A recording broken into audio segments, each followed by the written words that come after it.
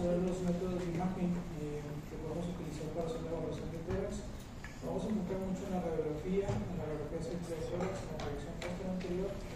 Vamos a ir viendo algunos aspectos técnicos que nosotros tenemos que evaluar cuando nos presenten una radiografía de tórax para poder decidir en primera instancia si está con una adecuada calidad para hacer diagnóstico, ¿de acuerdo? Y posteriormente en la clase subsecuente vamos a ir viendo algo de signos radiológicos y de la patología propiamente de tórax.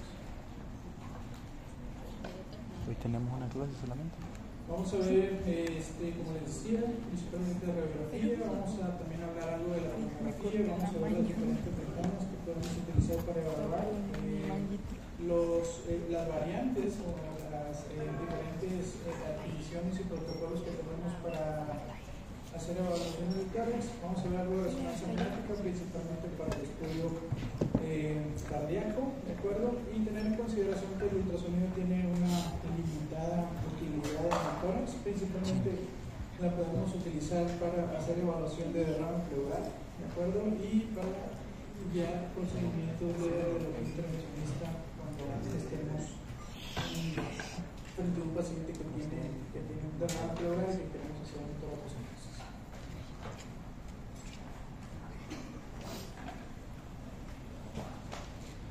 ¿Alguien sabe cómo moverle para que sea morado? Es el cable, creo, Doc. ¿Es el cable? Sí, o sea.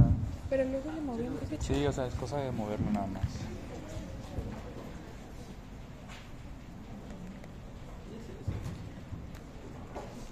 Y si no es ahí, es acá arriba en el.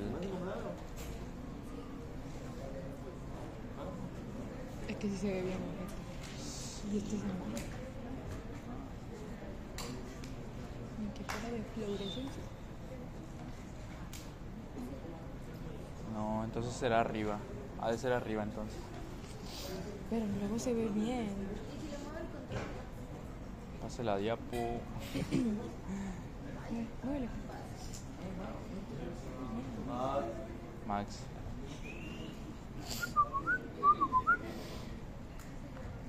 ¿Alguien sabe moverle al contraste o algo así, no? Max le sabe. Max. No ha llegado. ¿Viste el mensaje? Pues ¿Está lista? En el salón. Pues esta es una radiografía de tórax, evidentemente. Y la intención de ponérselas es con la finalidad de que ustedes puedan, de primera instancia, identificar o sepan la gran cantidad de información que nos puede aportar una simple radiografía de tórax. Como ya vimos en la clase anterior, la imagen de radiografía es por la suma de las densidades, ¿de acuerdo? El haz de rayos X atraviesa el cuerpo del paciente y proyecta, ¿de acuerdo? La atenuación o el libre paso de la radiografía del haz de rayos X y lo detecta en el chasis o en el detector, ¿de acuerdo? Entonces, acuérdense de la terminología. Aquí vamos a utilizar radio opaco y radio lúcido, ¿ok? La suma de las densidades es lo que nos va a dar el contraste entre las mismas estructuras. ¿Okay? Entonces tenemos densidades de hueso en las estructuras óseas, densidades o radiolucideces, principalmente en los campos pulmonares, y radioopacidades, ¿de acuerdo? De los tejidos blandos de la salud cardíaca. ¿Okay? Tenemos algunas partes en donde tenemos también la densidad de grasa. Podemos encontrar grasa a nivel subcutáneo y en base a todas estas densidades es que se va conformando la imagen de radiografía, ¿de acuerdo? Una radiografía de un paciente nuevo, ¿okay? Pero nos aporta muchísima información. Podemos nosotros entender que este paciente no es un paciente pediátrico, es un paciente adulto, ¿de acuerdo? Es un paciente adulto joven, ¿de acuerdo? No es un adulto mayor. ¿Por qué? Porque no vemos cambios degenerativos, principalmente a nivel de la columna dorsal. ¿De acuerdo? Vemos que no tiene una patología pulmonar. Vemos la trama vascular normal. Todas las líneas opacas que vemos proyectadas sobre los campos pulmonares son estructuras vasculares. ¿De acuerdo? Las estructuras bronquiales, al tener aire en su interior, pues forman parte de esa radiolucidez que vemos en los campos pulmonares. ¿De acuerdo? Podemos nosotros evaluar si este paciente tiene o no un derrame pleural al voltear a ver los senos postdiafragmáticos. Si lo vemos clasificados, si vemos un signo radiológico que vamos a ver en las siguientes clases, que se llama el signo del menisco, podemos nosotros entender que este paciente pudiera tener un derrame pleural. Okay. ¿De acuerdo? Derrame Nosotros pleural. también evaluar la silueta cardiomediastínica. Del menisco. Vamos a ir viendo quién conforma la silueta cardiomediastínica. Podemos nosotros comprender si este paciente tiene o no crecimiento de las cavidades cardíacas, dependiendo del índice cardiotorácico, ¿de acuerdo? Podemos nosotros hacer evaluaciones de su aorta, de su botón aórtico, de su aorta descendente, ver si este paciente, por ejemplo, tiene algún antecedente de tabaquismo. Los pacientes con tabaquismo tienden a formar muchísimas placas ateromatosas que las podemos nosotros ver en una radiografía. ¿De acuerdo? Si este paciente, en caso de que tuviera una hipertensión arterial, podríamos ver el crecimiento del botón aórtico, que son hallazgos que se tienden a presentar en este tipo de patologías. ¿De acuerdo? Podemos nosotros entender que es una paciente, es una femenina, ¿de acuerdo? Vemos las siluetas del tejido mamario proyectado sobre las bases pulmonares, ¿de acuerdo? Alcanzamos a ver las siluetas de los hemidiafragmas, el hemidiafragma derecho que tiene una elevación normal con respecto al izquierdo, ¿ok? Y podemos ver estructuras a nivel de la parte superior del abdomen, principalmente la burbuja gástrica. La burbuja gástrica es una radiolucidez que está ocasionada por el gas que tenemos normalmente en el estómago. ¿Okay? Es muy frecuentemente vista la burbuja gástrica a un nivel infra o subdiafragmático, ¿de acuerdo? Y eso nos puede ayudar a la lateralidad de las radiografías en caso que no tengamos las marcas que les platicaba la vez anterior para ver la lateral. ¿De acuerdo? Entonces, una radiografía nos aporta muchísima información si sabemos más o menos qué buscar y dónde buscar. ¿Okay? Entonces, la radiografía de tórax la vamos a tener en diferentes proyecciones. La proyección principal, la más utilizada, es la tele de tórax. Es una radiografía en donde el haz de rayos X incide al paciente por la espalda, por eso es una póstero anterior. ¿De acuerdo? Es una proyección en donde el paciente se pega la parte anterior de su pecho al detector, al chasis, y el haz de rayos X incide a través de la espalda del paciente. ¿De acuerdo? Es decir, una proyección PA o teletórax es prácticamente lo que vamos a utilizar de manera indiscriminada. También tenemos proyecciones laterales que pueden ser lateral derecha y lateral izquierda. La lateral izquierda, en donde el lado izquierdo del paciente está en contacto con el detector, es la radiografía lateral más utilizada, ¿de acuerdo? Y esto es con intención de tener una mejor evaluación de la silueta cardíaca, ¿de acuerdo? No tener magnificaciones. La proyección antero-posterior, como su nombre lo indica, el haz de rayos X incide por la parte anterior del tórax del paciente, ¿de acuerdo? Y el chasis está pegado a la espalda, ¿de acuerdo? Son proyecciones que se utilizan sobre todo en un ambiente hospitalario en donde el paciente, por su misma condición clínica, ¿de acuerdo?, pudiera no posicionarse de forma adecuada para la toma de una PA. ¿Okay? Tenemos proyecciones en decúbito lateral con rayo horizontal, que ahorita vamos a ver cuál va a ser su utilidad clínica, ¿de acuerdo? Y podemos tomar proyecciones, ya sea en PA o en AP, ¿de acuerdo? Donde nosotros pegamos ciertos ejercicios de respiración al paciente, ya sea inspiraciones profundas o incluso expiraciones sostenidas, ¿de acuerdo? Para tratar de descartar patología como tratamiento aéreo en ciertos pacientes que los sospechamos. ¿Okay? Proyección básica, PA, ¿de acuerdo? ¿Qué es lo que tenemos que buscar en una proyección PA? ¿De acuerdo? ¿O cómo la vamos a poder distinguir simplemente con la imagen contra una AP? ¿Okay? Principalmente el posicionamiento. ¿Okay? Si nosotros posicionamos al paciente con la parte anterior del tórax pegada al detector, lo que nos va a generar la imagen es que no tengamos un ensanchamiento o un sobrecrecimiento de las cavidades cardíacas. ¿De acuerdo? ¿Por qué? Porque es lo que más cercano va a estar y la proyección va a ser más real.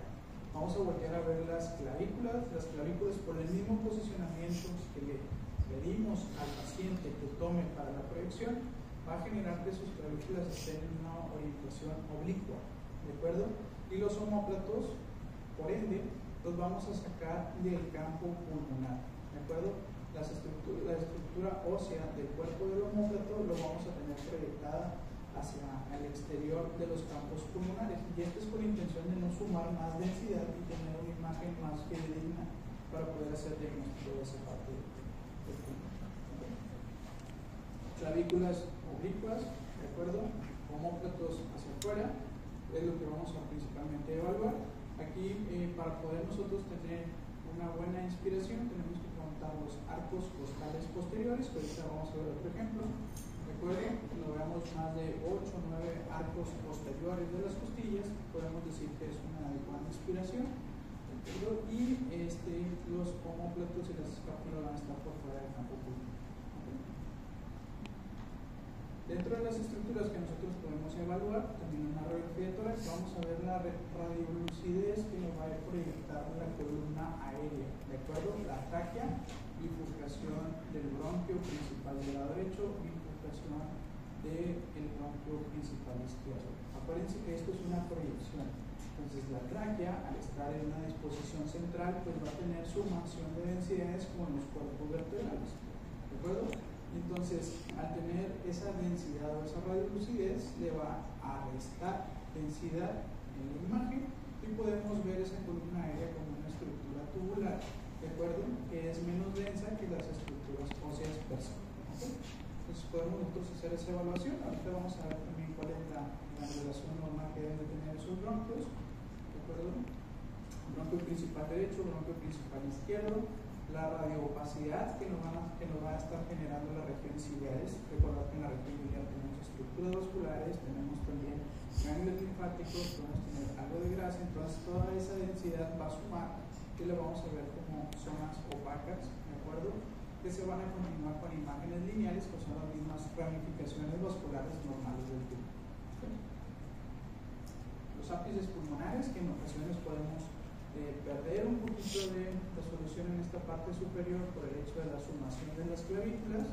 Recuerdo que existen algunas proyecciones especiales para poder evaluar esa región del pulmón específica y la densidad de tejidos blandos que nos van a generar las siluetas diafragmáticas, ¿de acuerdo? Los músculos del diafragma.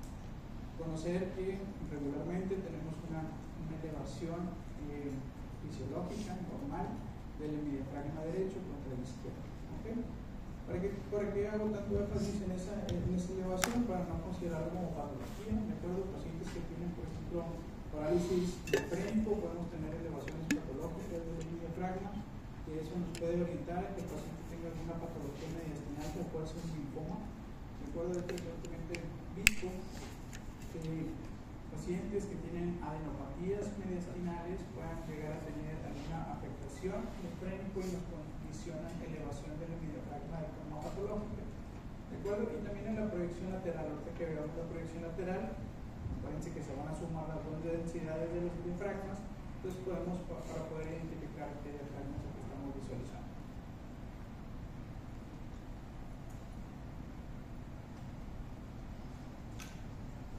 Burbuja gástrica, ¿de acuerdo? Siempre voltean a verla, es importante. ¿Okay? También hay pacientes que sospechamos de neumoperitoneo, aquellos pacientes que puedan llegar a tener aire libre intraabdominal, tenemos que descartar que no exista un signo radiológico que se llama enalas de la biota, ¿de acuerdo? Lo vamos a ver en las subsecuentes, pero no confundirlo con la radiolucidez normal de la burbuja gástrica. ¿Okay? La silueta cardíaca es bien importante hacer una evaluación, ¿de acuerdo? Y para poder entender cómo está conformada la silueta en una radiografía, pues debemos de entender la anatomía cardíaca, ¿de acuerdo?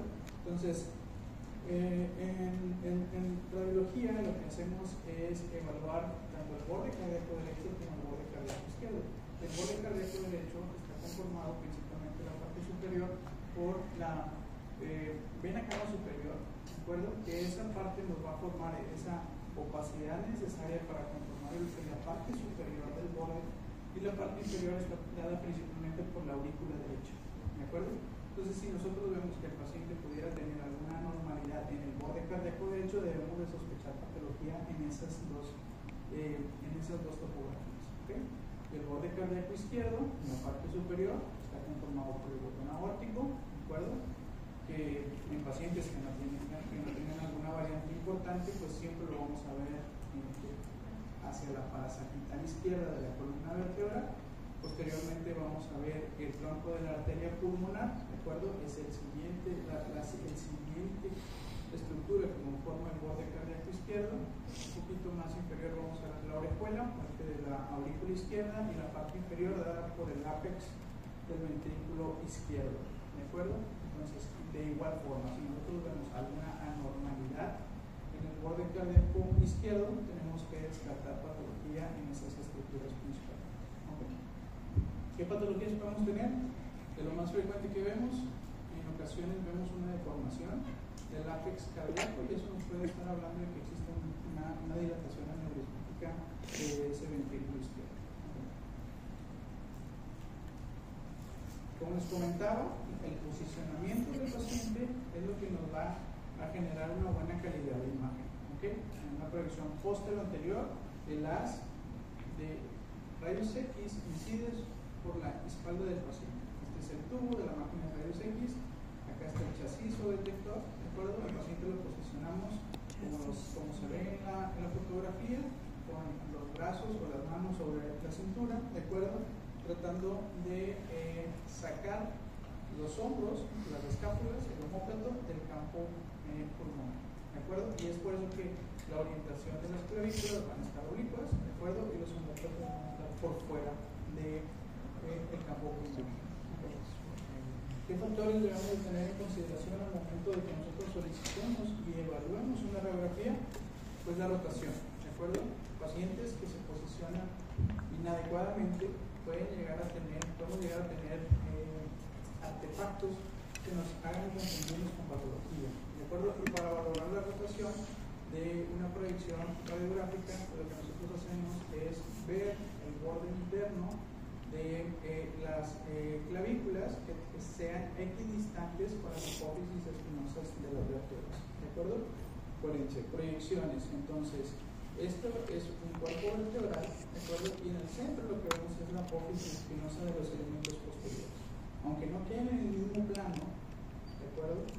Se proyectan en la misma situación debido a cómo se incide el haz de rayos X, ¿de acuerdo? Entonces nosotros consideramos las apófisis espinosas de las vértebras y vemos la distancia que existe con los márgenes internos de las clavículas y debe ser el mismo. Si nosotros vemos que existe una alteración en esa distancia, podemos decir que es una radiografía o una proyección rotada, ¿de acuerdo? Y la rotación lo que hace es que nos cambia la anatomía de cómo estamos nosotros viendo la formación de la imagen.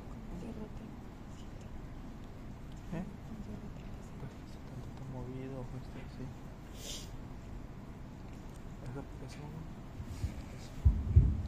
Siempre la radiografía de tórax, de forma habitual, que vamos a pedir al paciente que haga una inspiración profunda y sostenida, ¿de acuerdo? Durante la adquisición de la imagen. ¿Okay? Entonces nosotros lo que tenemos que ver para poder confirmar que está adecuadamente inspirada una proyección es que veamos de 8 a 9 arcos costales posteriores proyectados sobre el campo pulmonar, ¿de acuerdo? Las costillas nosotros podemos empezar a contar, ¿de acuerdo? Aquí, si ponen un poquito de atención, esta es la primera arco costal anterior, ¿de acuerdo? De la costilla número 1, este es el arco posterior de la costilla número 2, este es el arco anterior, arco posterior de la 3, de la 4, de la 5, de la 6, 7, 8, 9, 10, 11, ¿de acuerdo? Entonces este paciente por lo menos tiene 10 arcos costales posteriores proyectados sobre los campos pulmonares. Y eso nos habla de que este paciente tuvo una adecuada inspiración. Aparte también podemos ver que los hemidiafragmas más o menos se encuentran aplanados y los ángulos costerografmáticos, ¿de acuerdo?, están puros, ¿de acuerdo?, están profundos. Eso nos habla de que el pulmón está correctamente ajustado.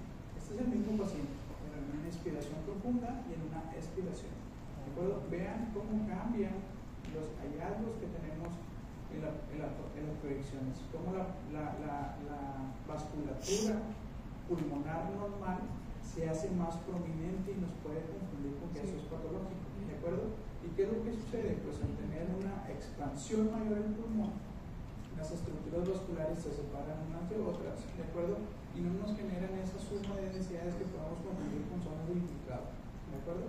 Entonces es bien importante que en nuestras proyecciones, para hacer una correcta evaluación, le pidamos una adecuada inspiración.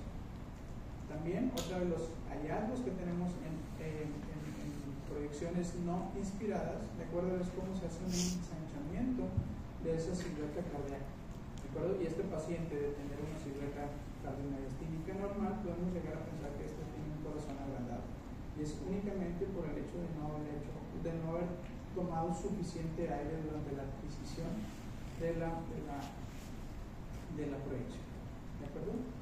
Otro de los factores técnicos es la penetración. ¿De acuerdo?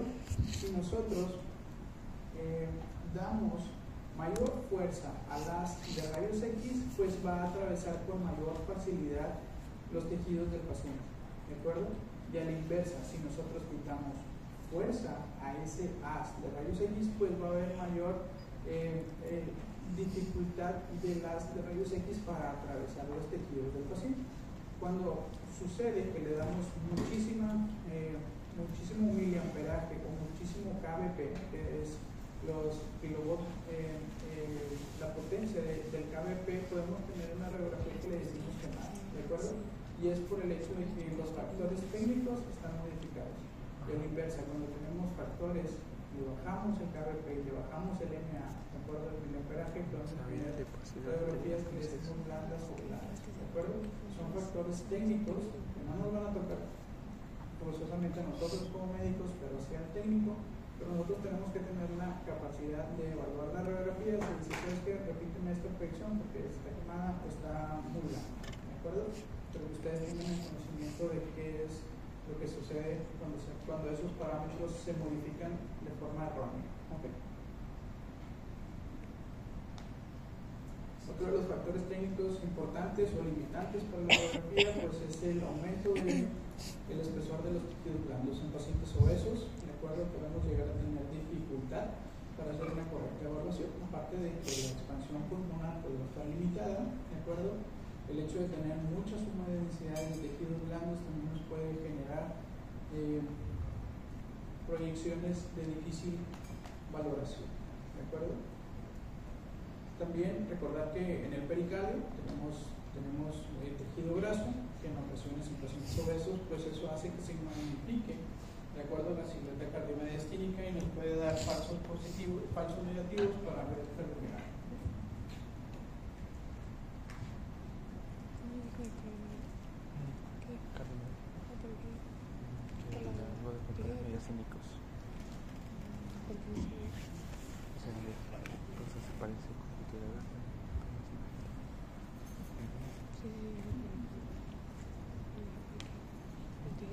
Entonces, si ya sabemos qué es lo que sucede con una proyección posterior anterior, dónde quedan los homóplatos y cómo se comportan las clavículas, pues va a suceder lo inverso en una proyección anterior posterior. De acuerdo, las clavículas las tenemos a ver más horizontalizadas y los homóplatos los vamos a ver dentro de los campos pulmonares, ¿de acuerdo?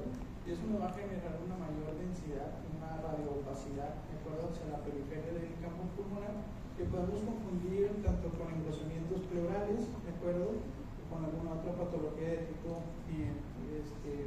de infiltrado pulmonar. Entonces, saber que existe también una magnificación de la silueta cardíaca y que muchas veces el índice, o siempre el índice cardiotorácico no es valorable en una proyección antero-posterior. El índice cardiotorácico únicamente se valora en una proyección postero-anterior en adecuada inspiración. ¿De acuerdo? ¿Qué es el índice cardiotorácico? Bueno, ahorita lo vamos a ver, es la forma en que nosotros podemos saber si la silueta cardíaca está aumentada de tamaño o no, y en base a eso dar diagnóstico de cardiomecánica. En la proyección posterior, el haz de rayos X, cuando entra por la espalda, está a una distancia de 1.8 metros del paciente. La diferencia de una proyección antero-posterior en donde solamente está a 1 metro el tubo de rayos X. ¿De acuerdo? Entonces eso nos permite, nos va a generar magnificación. De acuerdo a esa magnificación se va a traducir en que nosotros no podemos hacer una evaluación fidedigna de las estructuras cardiomediastínicas. ¿De acuerdo? Y se utiliza sobre todo en aquellos pacientes que ya les comentaba que no se pueden posicionar, que no se pueden poner de pie, ¿de acuerdo? Pacientes que están en cuidados intensivos, que están en cama, ¿de acuerdo? O en pacientes pediátricos. Y la proyección lateral, como les comentaba, la proyección lateral más utilizada es la proyección lateral izquierda. Y aquí lo que se busca hacer es una evaluación tanto de las estructuras óseas como de la silueta cardíaca y también de los ángulos postdiafragmáticos. ¿De acuerdo? Esta es una buena proyección para poder nosotros hacer evaluaciones y descartar derrame pleural. ¿Okay? Se pueden hacer proyecciones tanto en decúbito lateral derecho como en decúbito lateral ¿Cuáles son las estructuras que vamos a visualizar nosotros? Pues principalmente la columna dorsal, ¿de acuerdo? Los cuerpos vertebrales, cómo tienen esa, al hacer una proyección lateral, pues nosotros vamos a poder evaluar la altura del cuerpo vertebral y los mismos espacios intervertebrales. Vamos a poder evaluar las escápulas en la parte superior, los arcos postales. Aquí ya vamos a poder diferenciar con mayor facilidad el arco postal posterior del arco postal anterior, de acuerdo, de la misma costilla. Vamos a ver también en parte del esternón, que el esternón es una estructura de difícil valoración en las proyecciones tanto antero-posteriores como postero-anteriores. Recuerden que en una proyección lateral ya podemos ver su margen, ¿de acuerdo? Y dentro de las estructuras mediastínicas, pues vamos a ver de igual forma también la radiolucidez de la tráquea, ¿de acuerdo? Vamos a poder también evaluar a nivel del ilio pulmonar la bifurcación en los lóbulos, tanto de la bifurcación de la rama principal derecha como de la izquierda, ver los ángulos postofrénicos o postdiafragmáticos, que cuando tenemos opacidad ya les comentaba que es descartar derrame pleural, los diafragmas, que el diafragma de hecho es más elevado, entonces esa es la manera en que nosotros podemos diferenciar qué diafragma estamos viendo. Aquí está la suma de los dos diafragmas, las densidades, pero si vemos que uno sobrepasa al otro y seguimos ese contorno, ese va a ser el del lado derecho. Vamos a poder evaluar el espacio retroesternal, que es un espacio que regularmente lo tenemos que ver radiolúcido, únicamente está ocupado por parénquima pulmonar. Y el corazón, que a diferencia de una proyección posterior, aquí vamos a tener un margen anterior y un margen posterior. El margen posterior principalmente va a estar dado por la aurícula izquierda. Recuerdo que de igual forma, si nosotros obtenemos una alteración en ese margen, tenemos que descartar que exista patología en esa aurícula, y el margen anterior de la silueta cardíaca en una proyección lateral está dado por el ventrículo derecho. ¿De acuerdo? Entonces, es la manera en que nosotros vamos a evaluar. La región del ilio pulmonar, pues es una región compleja de evaluar en la proyección lateral, ya que están sumadas las densidades tanto de un pulmón como de otro. Pero nosotros podemos hacer las evaluaciones de la radiolucidez de la tráquea, ¿de acuerdo? Hacia la parte posterior podemos nosotros, si el estómago tiene aire, podemos ver otra radiolucidez, ¿de acuerdo? Y podemos ver la bifurcación del lóbulo superior del pulmón derecho, del lóbulo inferior izquierdo, ¿de acuerdo? La rama de la arteria pulmonar, tanto la derecha como la izquierda, esas las vamos a ver no radiolúcidas, sino radioopacas, por ser estructuras vasculares que tienen. ¿Okay?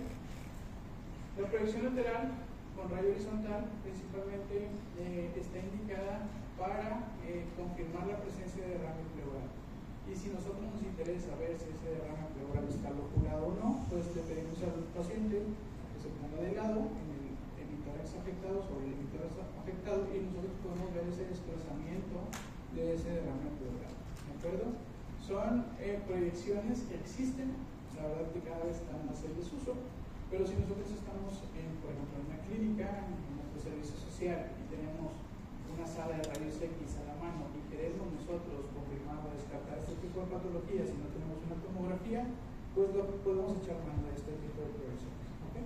Conozcan que existen estas proyecciones y cuál es su utilidad. Esta proyección nos va a permitir detectar pequeña cantidad de derrame pleural, hasta tan chiquitos como de 20 cc, ¿de acuerdo?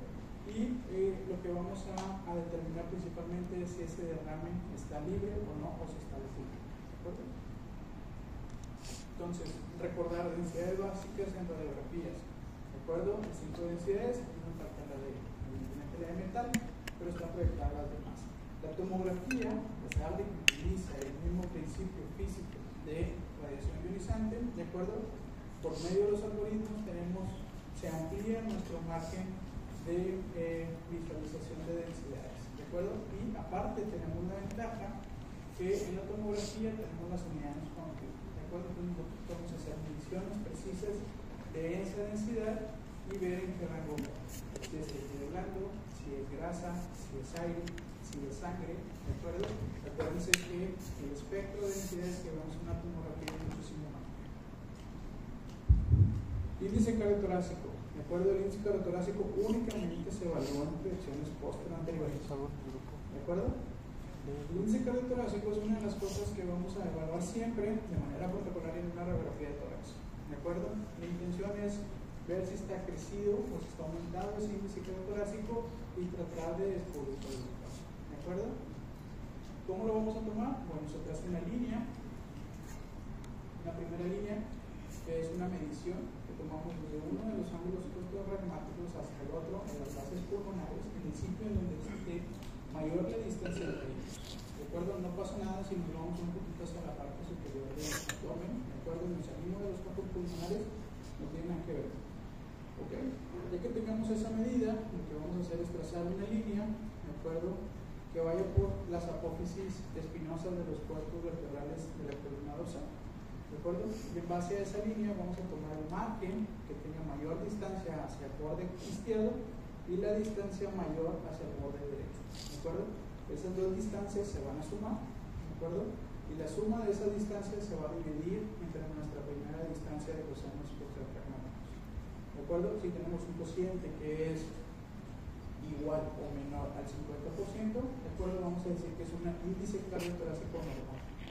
Si está superior al 50%, decimos que es un índice cardiotorácico aumentado. ¿De acuerdo? Y ese paciente puede tener una cardiopatía. ¿De acuerdo? Vamos a ver ejemplos en clases subsecuentes. ¿Por qué? Porque puede haber cosas que nos condicionen el índice cardiotorácico aumentado. ¿Qué cosas puede, y sin llegar a ser una cardiomegalia? ¿Qué cosas pudieran ser eso? Bueno, cuando tenemos cojinetes grasos pericárdicos importantes, ¿de acuerdo? A veces no es tan sencillo poder nosotros decir en dónde termina lo que corresponde con el borde cardíaco a lo que corresponde con el tejido graso pericárdico. ¿De acuerdo? Pero vamos a ver ejemplos más adelante. ¿Okay? Con respecto a la anatomía bronquial, es importante que nosotros conozcamos la anatomía bronquial, la anatomía lobar y segmentaria del pulmón. No necesito que se le aprendan todos los segmentos, pero sí que más o menos entiendan los lóbulos pulmonares. ¿De acuerdo? Entonces aquí tenemos la anatomía bronquial. ¿Okay? Los bronquios, el tracto de la vía aérea inferior, ¿de acuerdo? Vamos a tener una bifurcación y esa bifurcación la vamos a nombrar como carina. ¿De acuerdo? Esa carina tiene una angulación de los bronquios, tanto el bronquio principal derecho como el izquierdo, normal del 60 a 70 grados. ¿De acuerdo? Si nosotros tenemos una angulación mayor, ¿de acuerdo? Puede ser que exista algo en el mediastino que esté desplazando alguno de los bronquios principales y que esa angulación sea mayor y es patológica y debemos entender y buscar qué es lo que está sucediendo. ¿Okay? Si nosotros vemos el ángulo es menor hacia el bronquio principal derecho, ¿de acuerdo? El ángulo hacia el bronquio principal izquierdo es mayor, está más horizontal, un poco más horizontalizado y un poquito más vertical con respecto al eje mayor del ataque, ¿de acuerdo?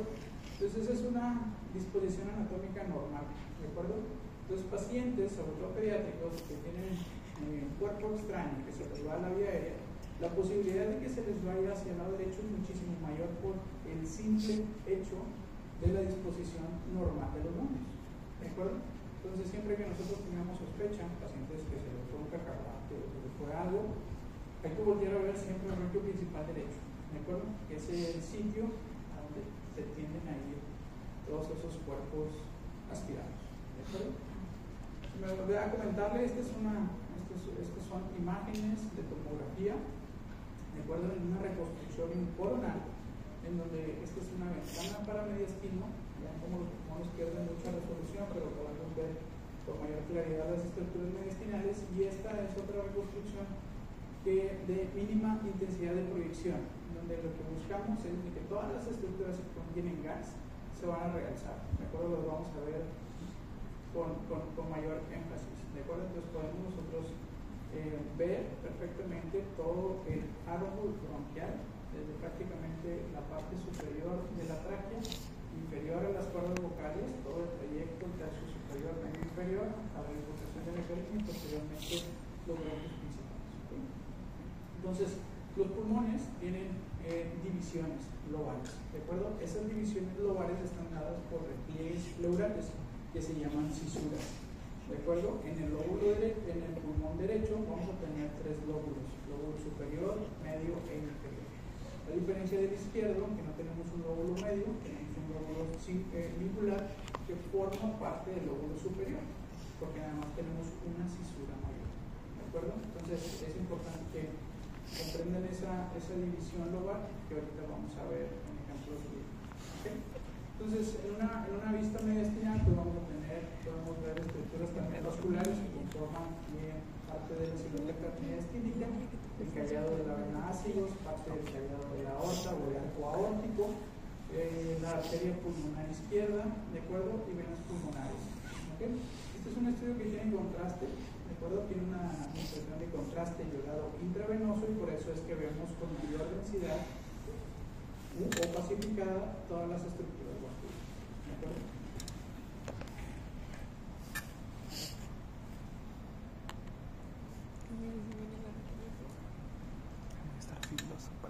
Entonces, la anatomía del bronquio principal derecho, pues si nosotros entendemos que en el pulmón de ese lado existen 3 lóbulos, pues vamos a tener ramificaciones bronquiales para cada uno de esos lóbulos. Nuestro primer bronquio que va a salir para el lóbulo superior derecho, ¿de acuerdo? Y posteriormente se va a ramificar en la anatomía segmental. ¿De acuerdo? Vamos a tener un bronquio intermedio, que este bronquio intermedio va a dar origen a los bronquios para el lóbulo medio, ¿de acuerdo? En la parte superior y posterior e inferior hacia el lóbulo inferior. ¿De acuerdo? En la imagen vamos a tener la bifurcación en la carina, bronquio principal del lado derecho, la primera ramificación hacia los bronquios superiores o hacia el lóbulo superior, posteriormente el bronquio intermedio, que ese mismo bronquio intermedio nos va a dar las ramas para el lóbulo inferior y el lóbulo medio. ¿De acuerdo? Entonces, ¿qué utilidad pudiera tener esto? Bueno, si nosotros estamos evaluando una tomografía en un paciente que tiene, por ejemplo, un cáncer broncogénico, ¿de acuerdo? Al neumólogo definitivamente le va a interesar qué bronquio está tomado, ¿de acuerdo? Para él, al poder hacer su bronquioscopía, dirigirse de forma endoluminal hacia específicamente estos bronquios que pudieran estar afectados y hacer una toma de biopsia, ¿de acuerdo? Es una parte importante de la evaluación hacer una descripción radiológica adecuada, anatómica, ¿de acuerdo? Para orientar tanto al neumólogo como posteriormente al cirujano torácico que vaya a hacer una resección, ¿de acuerdo? Entonces la anatomía segmentaria, como les decía, no me interesa tanto que la aprendan, pero sí al menos la anatomía global. ¿Okay? Entonces esta es una representación del pulmón derecho, ¿de acuerdo? Y lo que está puesto en líneas grises son las cisuras. Como les decía, son repliegues pleurales, se consideran pleura intrapulmonar. Recuerdo que nos va a hacer las divisiones de los órganos. Esta es una vista en lateral, ¿de acuerdo? Donde está representado el ilio pulmonar, esta sería la parte anterior del tórax, la parte posterior del cuerpo vertebral, y la cisura mayor corre de posterior hacia anterior en una situación oblicua. En una situación horizontal corre la cisura menor. Esas dos cisuras nos van a hacer la división del lóbulo superior, lóbulo inferior, lóbulo medio. ¿De acuerdo? ¿Cómo lo vamos a ver en una tomografía? La imagen que está hacia la derecha de la pantalla es una tomografía con ventana para pulmón, donde vamos a ver cómo se va recorriendo. Imagínense que ahí estamos recorriendo las imágenes, llegamos hasta la parte del mediastino y es un loop, se va a regresar ahorita la imagen. Entonces, si nosotros ponemos atención en la imagen de tomografía, podemos nosotros identificar esas cisuras. ¿De acuerdo? Voy a parar la imagen en un sitio donde las podamos observar. ¿Okay? Al haberles dicho que son repliegues pleurales con las estructuras vasculares pulmonares normales no tienen nada que estar haciendo. Entonces, ¿cómo podemos nosotros identificar esas cisuras? Bueno, pues son sitios en donde se respeta la vasculatura, no llega la vasculatura hacia esas partes periféricas, ¿de acuerdo? Yo sé que tenemos la cisura mayor, ¿de acuerdo? Si la alcanzan a observar, y la cisura menor, ¿de acuerdo? Entonces tenemos lóbulo superior, lóbulo inferior, lóbulo medio, ¿de acuerdo? Si nosotros tenemos una masa pulmonar, un nódulo pulmonar, fácilmente podemos identificar en qué lóbulo está, y eso es la representación anatómica de la radiología y podemos orientar mucho tanto a los cirujanos como a los endoscopistas, a los neumólogos, para poder que ellos sean imposible. ¿De acuerdo? Esto con respecto al pulmón del lado derecho. ¿De acuerdo? En nuestra radiografía, en la tomografía pues es mucho más sencillo poder observar las cisuras. En la radiografía en ocasiones podemos alcanzar a ver la cisura menor, pero la cisura mayor es complicada de ver por su orientación oblicua. Pero si nosotros sabemos nuestra distribución anatómica normal, podemos inferir en dónde se encuentra la patología de acuerdo a lo representada en nuestra proyección posterior, anterior y lateral. Siempre al hacer un comparativo de posterior, anterior y lateral nos va a ayudar mucho en poder tener una referencia mayor en dónde está nuestro hallazgo. ¿Okay?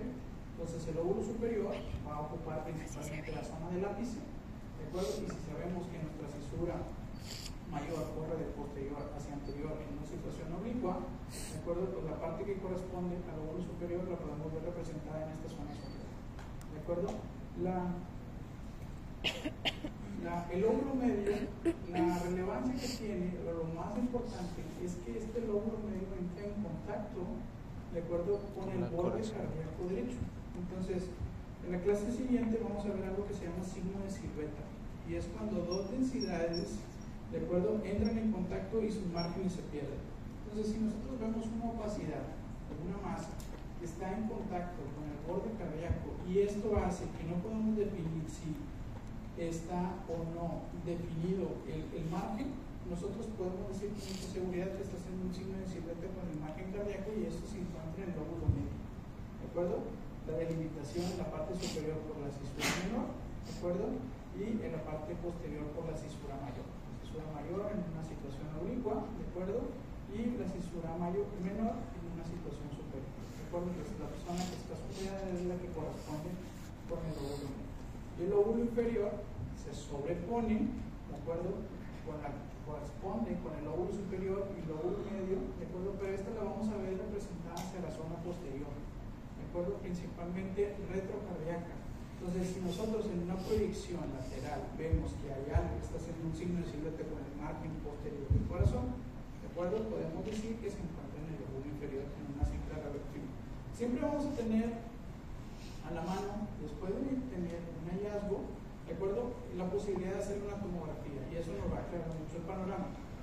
Esto se los digo porque muchas veces no vamos a tener a la mano una tomografía, o no de forma tan rápida y sencilla, ¿de acuerdo? Si no estamos en un ambiente hospitalario en donde tenemos todas las herramientas a la mano, podemos tener con la simple radiografía en un par de proyecciones poder decidir en dónde está el hallazgo principal. ¿De acuerdo? ¿Dudas? ¿Hasta aquí? El quiz. Qué complejo, yo sé que está complejo, pero poco poquito, ¿de acuerdo? Poco poquito lo vamos a ir agarrando más rápido.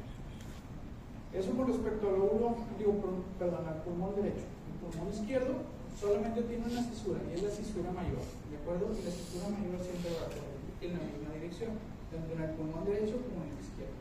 Vamos a tener dos lóbulos principales en el pulmón izquierdo, ¿de acuerdo? Lóbulo superior, que va a incluir a la língula, que es como que la contraparte del lóbulo medio, ¿de acuerdo? Pero al no haber una cisura menor, se incluye en el lóbulo superior y vamos a tener un lóbulo inferior, ¿de acuerdo? Entonces, nuestra bifurcación en el bronquio principal izquierdo únicamente va a tener un par de ramificaciones. El bronquio para el lóbulo superior, que nos va a dar también en la bifurcación para las partes lingulares, y el bronquio para el lóbulo inferior. La anatomía es un poquito más sencilla en este lado. ¿Okay? La representación tomográfica, vamos a hacer bifurcación para el bronquio superior y para el bronquio del lóbulo inferior. ¿De acuerdo?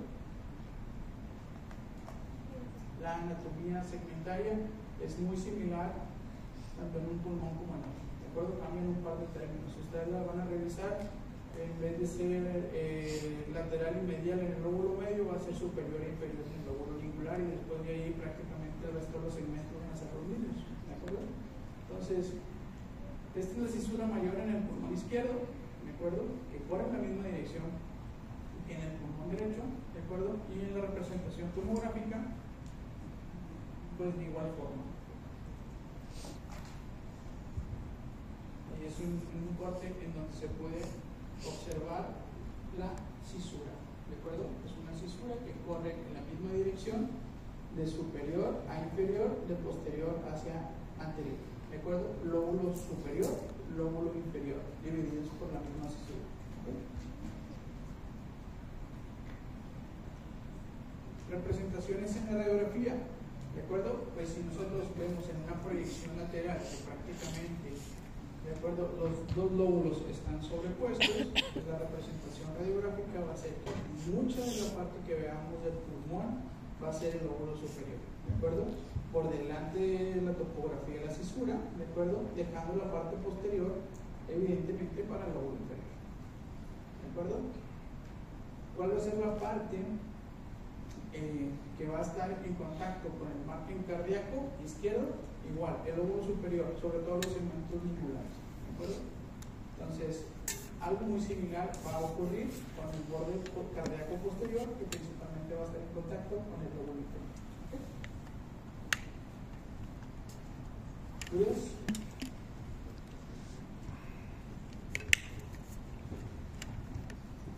Para hacer evaluaciones tomográficas, como les platicaba en la clase anterior, en la tomografía podemos echar mano de las ventanas, ¿de acuerdo? Y es como nosotros cambiamos el contraste de las diferentes estructuras dependiendo de sus densidades para evaluar estructuras mediastinales. Se llama ventana de mediastino o ventana mediastinal, y una ventana pulmonar en donde perdemos resolución o contraste en las estructuras del mediastino, pero ganamos definición en el pulmón, ¿de acuerdo? Entonces tenemos que hacer evaluaciones tanto en una ventana como en la otra para poder nosotros computar de forma adecuada siempre nuestras evaluaciones. ¿Okay? Es un estudio de tomografía, ¿de acuerdo? Se va a recorrer desde la parte más superior, que es más o menos el estrecho torácico superior, hasta nivel subdiafragmático, hasta la parte superior del abdomen. ¿De acuerdo? Es un estudio que tiene contraste. Tienen un contraste intravenoso, entonces todas las estructuras vasculares las vamos a ver opacificadas, de acuerdo, con mayor densidad. Traten de ir reconociendo estructuras, ¿de acuerdo? Eso corre muy rápido, pero bueno, podemos ver estructuras cardíacas, podemos ver la aorta, podemos ver estructuras grandes como puede ser el hígado, el vaso, el páncreas, ¿de acuerdo? Estructuras de mayor densidad como son las estructuras óseas, ¿de acuerdo? La densidad de la grasa del tejido celular subcutáneo, vean cómo existe una definición, que es muy similar a la grasa que tenemos intraabdominal a nivel peritoneal, ¿de acuerdo? Es el mismo estudio, pero con una ventana de pulmón, ¿de acuerdo? Entonces, aquí perdemos resolución a nivel mediastinal, pero ganamos resolución a nivel pulmonar, ¿de acuerdo? Incluso hay ciertas locaciones en donde podemos ver las fisuras, ¿de acuerdo? Las podemos nosotros identificar porque van a ser zonas que no van a tener parénquima vascular. ¿Ahí identifican alguna cisura? Sí. Más o menos, acuérdense, el lado derecho, lado izquierdo del paciente. Este es el pulmón del lado derecho. ¿De acuerdo? ¿Ven esta estructura que va por ahí? Es una cisura. La cisura mayor. ¿De acuerdo? ¿Ven esta estructura que va por acá? La cisura mayor en el lado izquierdo. ¿De acuerdo? Entonces, en el parénquima pulmonar lo podemos observar estructuras vasculares, tanto arterias como venas pulmonares. Podemos identificar ramas bronquiales. ¿De acuerdo? Que esto van a pulmonar. Y dependiendo de la orientación que estas tengan, las vamos a ver redondas. ¿De acuerdo? Acuérdense que es una rebanada. Y si el eje del bronquio queda sobre el porte, lo vamos a ver redondito. Pero si queda longitudinal, lo vamos a ver como un tubo. ¿De acuerdo? Y eso va a depender de la orientación del bronquio. Entonces, estas también son ramas bronquiales, únicamente que están orientadas diferente a estas otras. ¿De acuerdo? Pero todo lo que contenga gas son estructuras bronquiales. ¿Ok? Bueno, continuamos el jueves. ¿Okay?